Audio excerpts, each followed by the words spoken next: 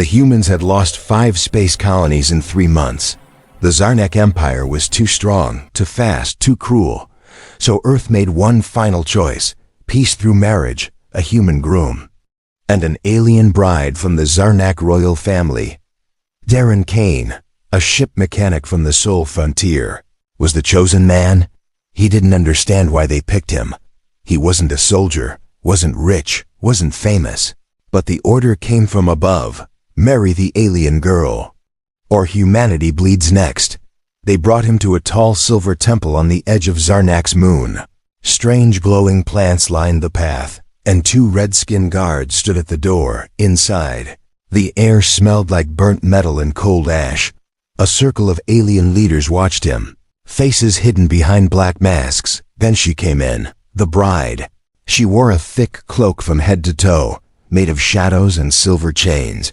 Her face was hidden behind a veil that shimmered like oil in water. The aliens whispered, "That's her. The Cursed One, the ugly princess born during the eclipse." Darren tried to look into her eyes, but the veil was too dark. She stood still, silent, unmoving, like a ghost trapped in a body. The ceremony was short.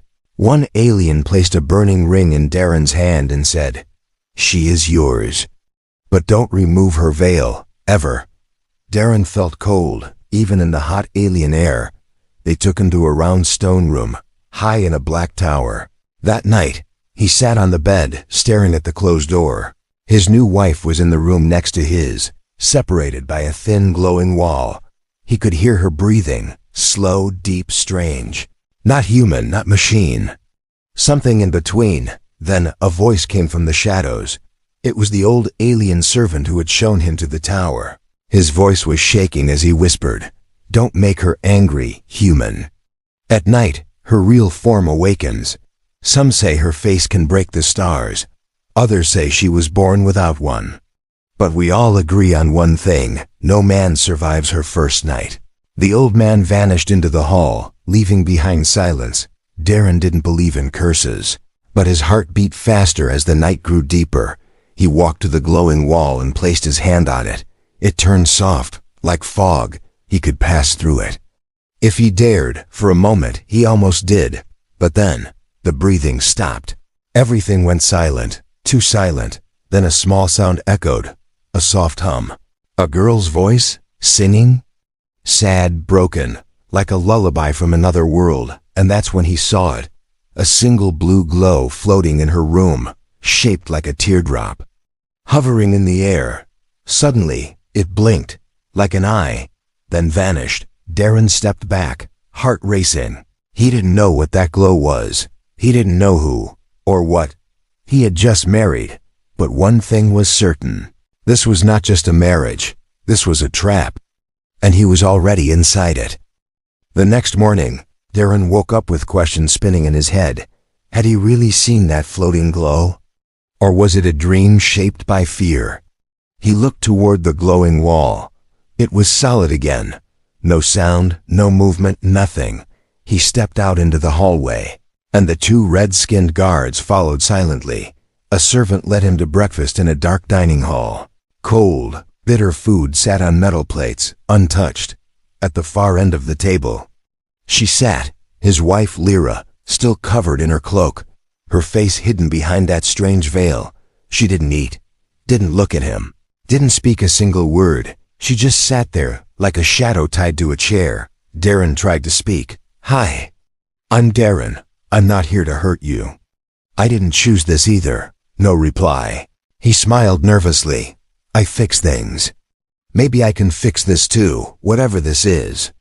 Still, she said nothing. She didn't move, didn't blink, didn't even seem alive after breakfast.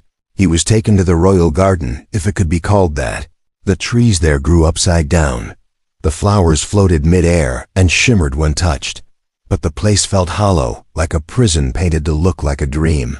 2 alien children ran past him laughing, then stopped when they saw him. One pointed and whispered, "That's the one who married the cursed Nightface girl. My uncle said she eats souls in the dark." They ran off, scared and curious. Later that day, Darren explored the tower alone. He found a locked door marked with glowing alien symbols. Before he could touch it, an old alien woman appeared beside him without sound. She wore silver robes and had 3 black eyes. She said in a dry voice, "That's her chamber. Do not enter if she invites you. It means she trusts you." Darren asked, "Has she ever trusted anyone before?" The woman looked sad. "No, never." That night, Darren couldn't sleep. He sat on his bed listening again. No breathing this time, no humming, only silence, thick like smoke. He walked to the wall, placed his hand on it, and whispered, "Can you hear me? I don't care what they say about you. I want to understand." Still no answer, but just as he turned to leave, the wall shimmered for a split second. It became clear, like glass. He saw her, standing in the center of her room, her face still hidden, her arms crossed, but she was staring directly at him, as if she had been listening the whole time. Then something strange happened. The lights in her room flickered, and a small broken object fell from her hand. It hit the floor with a soft clink, a mirror, cracked down the center, reflecting nothing. She didn't speak, but she raised her hand slowly and pointed at the mirror. Then she turned away, and the wall turned solid again. Darren stood frozen. Why did she want him to see that mirror? What did the broken reflection mean? And most of all, why did her silence feel louder than any scream? One thing was clear now. Lyra was not just hiding her face. She was hiding her entire past. That night, the twin moons of Zarnak were hidden behind black clouds. Rain tapped softly against the crystal windows of the high tower. The halls were quiet, but the silence didn't feel peaceful. It felt like the palace was holding its breath. Darren sat on the edge of his bed, hands folded, eyes on the glowing wall. He hadn't seen Lyra all day. No meals, no servants, no whispers, just her silence. But now something was different. The wall glowed, then slowly faded into a soft doorway. She stood there, cloaked, veiled, unmoving. This time, she didn't wait for him to speak. She stepped inside his room, one small step, and the air around them changed. Darren stood quickly. His voice was gentle. "You came. I didn't think you would." Lyra said nothing, but she held out her hand. In her palm, a small metal disc. She placed it on the floor between them. It opened with a soft hum, projecting a circle of blue light. Inside the light, a single word, written in old human language. Trust. Darren's breath caught. She had studied his language. She had prepared this moment. "Do you want to talk?" he asked. Lyra slowly shook her head. Then, with trembling hands, she reached for her veil. Darren stepped back, not out of fear, but surprise. This was the moment everyone had warned him about. The curse, the legend, the danger. The first night, when her true form appears, her fingers touch the edges of the veil. But she stopped, then turned and walked toward the window. The room was dark now. Only moonlight and rain lit her outline. Then she spoke, for the first time. Her voice was soft, low, full of sadness. "In my world, beauty means control, power, obedience. They said I was broken. My face unworthy of the crown." Darren stayed silent. Listening, she continued. "They covered me, changed me, told me never to show myself, because if someone saw, they might pity me, or worse, love me." She turned slightly, and her veil shimmered. "You were chosen to marry me because no one else would. A mechanic from a broken war zone. A man with no army, no throne." Darren felt his heart ache, not from insult, but truth. He whispered, "Maybe that's why I'm the right one. I don't want a throne. I want something real." A pause, a long one. Then she said, "Close your eyes, human." He hesitated, then obeyed. The room grew colder. He heard the soft rustle of the veil falling. Then, warmth, like soft light brushing against his skin. Not burning, not sharp. Just warm, like standing near a star. He didn't open his eyes. He just said, "You don't feel ugly. You feel kind." Lyra didn't reply. Instead, she stepped closer. One soft hand touched his cheek. Light, careful, unsure. Her fingers were warm and smooth, but they trembled slightly. Then she stepped away. "You may open your eyes." He did. And she was gone, no sign of her, only the veil. Resting on the window ledge, still glowing with a strange soft light, Darren picked it up slowly and underneath the fabric. He found a single silver tear, not made of water, but light, still warm, still pulsing. Like a heart that had just started to trust again. Darren barely slept after that strange night. The glowing tear, the warmth of her hand, the soft trembling in her voice, it all stayed in his mind like a quiet storm. But when morning came, Lyra was gone again, her room sealed, her presence erased, as if she had never stepped into his world at all. Guards escorted him to the council hall. Dark stone walls, sharp blue flames, and masked alien nobles watching silently. One of them growled, "You will not walk into her room again. You will not remove her veil. The treaty demands distance." Darren wanted to shout, wanted to argue, but the memory of Lyra's fear stopped him. She didn't need anger from him. She needed understanding. Later, he returned to the tower garden. Floating flowers drifted around him like small lanterns. He sat on a stone bench, turning the silver tear in his hand. It pulsed softly, like a heartbeat calling him somewhere. Suddenly, someone spoke behind him. "You hold her pain." It was the old alien woman, the same one who warned him before. Her 3 black eyes looked tired. She sat beside him and whispered, "You want answers. So listen." Darren nodded. The old woman looked up at the dark sky and began. "Princess Lyra was born during the eclipse of 7 suns. Our legends say children born at that hour are touched by 2 forms, one of beauty and one of shadow." She pointed at the pulsating tear in his hand. "Her true form shines in darkness, but in daylight, she carries the curse." Darren frowned. "Curse? What curse?" The woman's voice dropped lower. Her face splits between 2 worlds, one half shaped by light, the other twisted by shadow. Some say she is evolving. Others say she is doomed. Darren felt a cold shock run through him. So she hides because she's afraid? The woman shook her head slowly. "No human. She hides because others are afraid of her." Suddenly, a loud crack echoed through the garden. Darren looked up, startled. A tall figure was standing near the tower door. Lyra, her cloak darker today, the veil thicker, yet Darren could feel her eyes watching him, not cold, but unsure, curious, afraid to hope. She raised her hand, motioning him to follow. The guards stepped back. Confused, she rarely gave orders, and never to a human.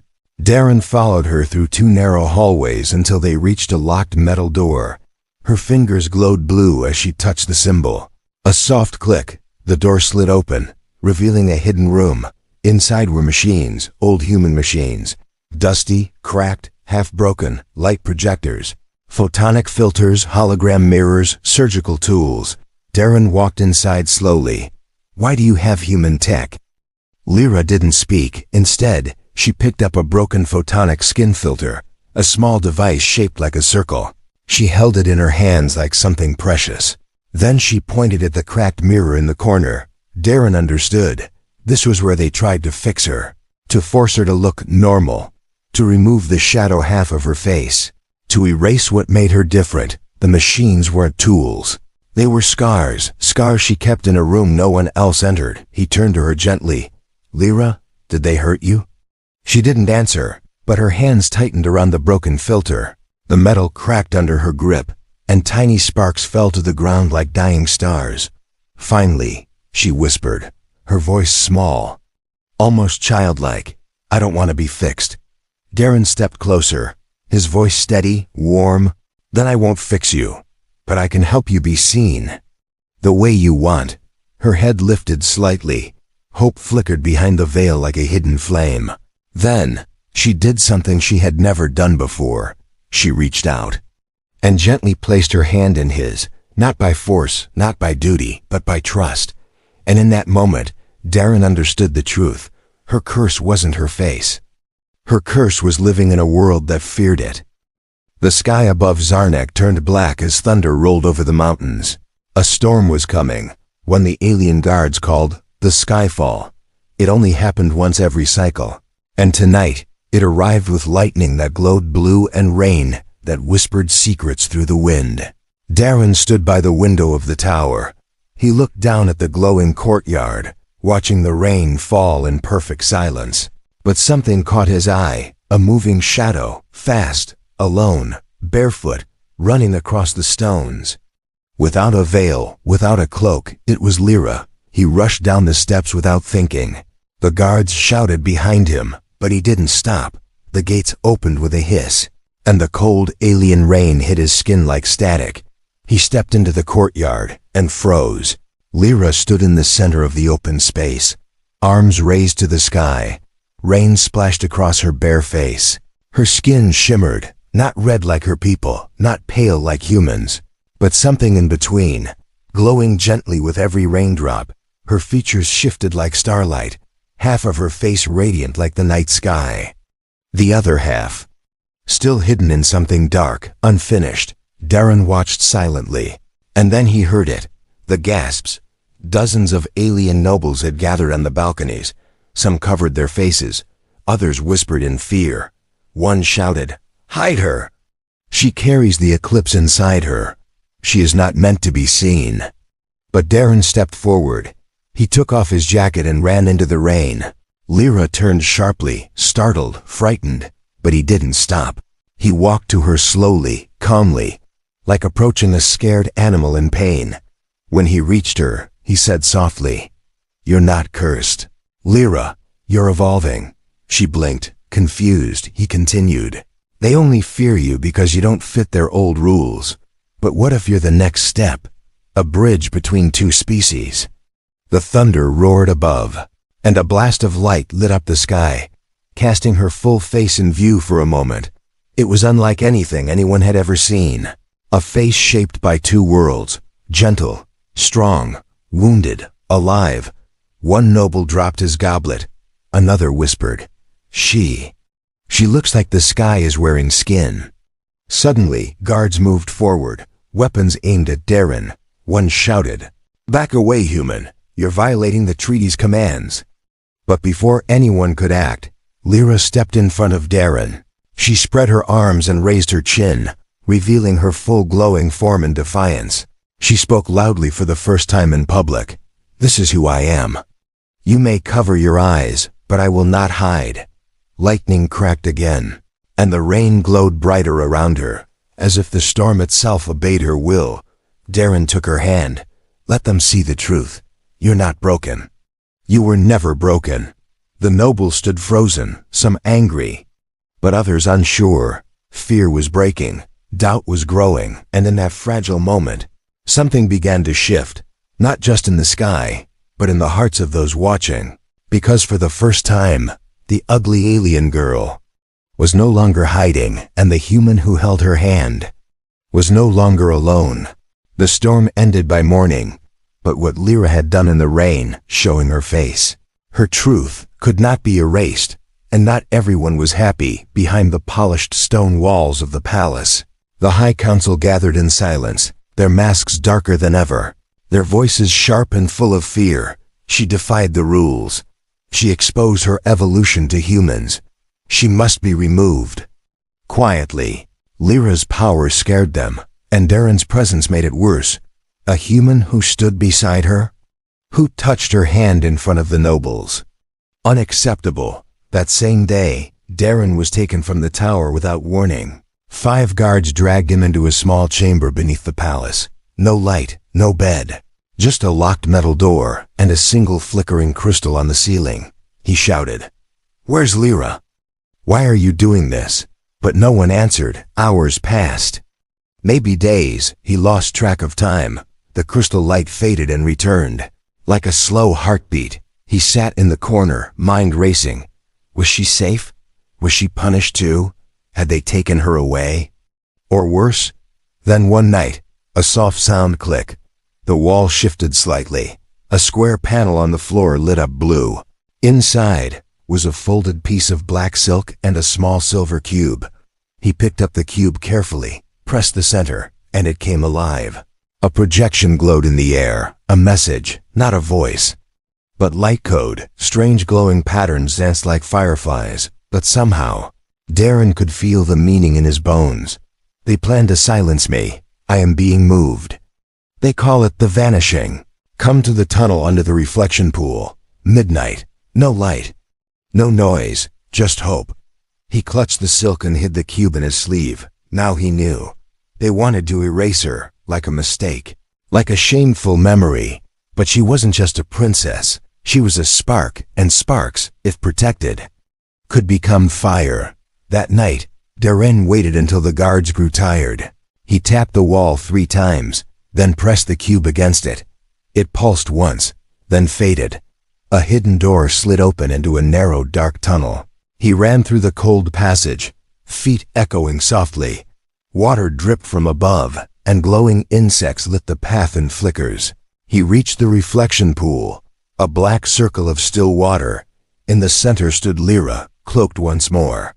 But her eyes, they glowed with anger now. Not sadness, not fear, resistance. She looked at him and said, "They want me gone because I don't follow their old design, but I'm done hiding. I will leave, but on my terms." Darren stepped forward. "Where will you go?" She pulled out a small silver device, shaped like a seed. "There are others like me, hidden, silent, waiting. I will find them. I will not be alone anymore." Darren looked at her, his voice steady. "Then you won't go alone." "I'm coming with you." She paused, surprised. "You would leave your people? Your world?" He smiled slightly. "I already left the moment I saw you. You don't belong in their chains. You belong in the stars." Lyra took his hand. The reflection pool shimmered beneath their feet. And behind them, the first explosions echoed. The rebels had begun their distraction. Her escape had begun. The escape worked. By the time the council realized Lyra was gone, the tunnels were sealed behind her. And Darren was gone too, the human who defied 2 empires with nothing but faith. They flew through the mountains on a stolen skycraft. Above them, stars. Behind them, warships searching with red beams. Ahead of them, hope. They hid for days in a ruined outpost on the edge of Zarnak's dead zone. There, in a hidden cave lined with glowing moss, Lyra removed her veil forever. She didn't tremble this time, and Darren didn't look away. He just said, "You don't have to cover the sky anymore. Let them see how big it really is." That night, they sent a signal, one only certain rebels and outcasts could understand. It was a call, not for help, but for unity, and they answered. One by one, broken ships landed in the valley, not soldiers, not assassins, but others like her, some with glowing skin, some with shadowed faces, all of them called cursed by their own people, all of them tired of hiding, all of them ready to follow the girl who had once been called ugly, and the human who saw her before anyone else did. In the days that followed, Darren worked night and day. He rebuilt a massive dome over the valley, made from glass, mirrors, and human tech. He called it the Light Veil, a place where alien light and human shadow could mix, a place where no face had to be hidden anymore. When it was complete, Lyra stepped into the center of the dome at sunrise. All eyes were on her, even from space. Ships from both Earth and Zarnak hovered silently, watching. She stood in the center, face uncovered, cloak gone. A dress made of stardust flowed behind her. Her skin shimmered in the morning sun, half golden like Earth's light, half silver like Zarnak's moons. Her hair floated around her like strands of comet trails. And then she spoke. Her voice echoed beyond the dome, carried by the tech Darren had built. "You called me broken. You called me cursed. But I was never the mistake. I was the mirror you feared." The wind paused. The watchers held their breath. She continued, "This is the start of something new. No more hiding. No more shame. If I am the bridge between your fear and your future, then so be it." She reached back, and Darren walked forward. His hand met hers, and in that simple touch, 2 worlds joined. A young alien girl in the crowd whispered, "She looks like Hope." A human pilot watching from orbit whispered, "She looks like us." From that moment forward, the girl once forced into marriage, The girl once hidden behind a veil of fear became a symbol, and Darren, just a mechanic, just a human with no army, became her legend, not because he saved her, but because he believed in her before anyone else did. They called the valley the Dawn Zone, a place where evolution began not with weapons, but with trust and love and the courage to see someone for who they really are.